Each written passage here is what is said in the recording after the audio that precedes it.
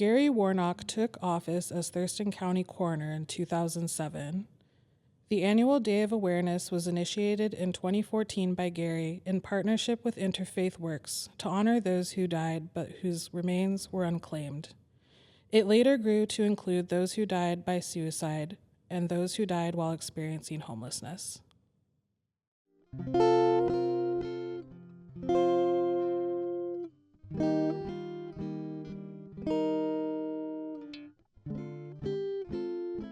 We are death investigators and we determine cause and manner of death. One of our important roles is to identify the decedent, and then our next stage is notifying the legal next of kin. This is something that we do every day. Families dealing with a death, maybe their first death, that's a dark day for them, and they don't know what tomorrow's going to bring, or their world is shut down, and so we try to help them as much as we can. And we're in contact with a lot of our families daily or weekly. Occasionally we'll follow up with them just to see how they're doing. When someone dies, it's, whether it's at a hotel or at a home or, a homeless encampment, wherever the case may be, our first priority is, again, first identify the person and then try to notify next of kin if they have any. There are some people out there that they have nobody. We do a due diligence and a record search that we subscribe to, and some of those just pop up with a name, with no associates, no relatives, family members, anything like that. If they have friends, we'll try to reach out to them, or medical records, to see if there's anybody that's listed as far as a contact person. And then from there, if we cannot find family, then it is a legitimate indigent, unclaimed person. And then we notify the rotation funeral home.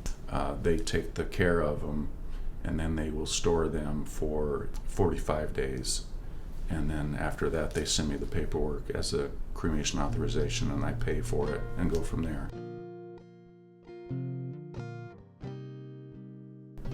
As a society,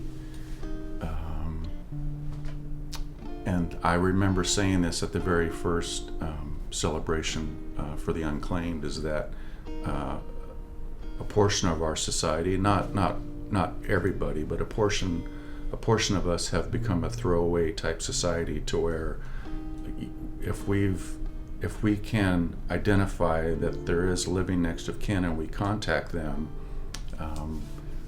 there's an array of dysfunction within the family.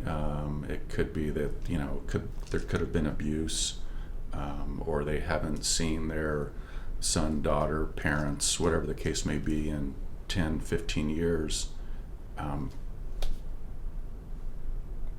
Usually it's basically, I don't care what you guys do. I'm not paying for it. I'm not claiming them, so don't call me back. For me, when I look at an urn, that is somebody who belonged to somebody else. There's somebody out there that knows this person, and they lived amongst us, and they're no longer here, but and they had a purpose. I know we would read their name, their date of birth, date of death, and if we knew their occupation, we would try to share as much information as we could with them. And it's they still belong to somebody if they're out there. And if it's just a friend, I would be happy to turn the urn over to a friend if there's no family. They were part of our community. They may not have had anybody, but they have a name, and they still belong to somebody. They were a part of us.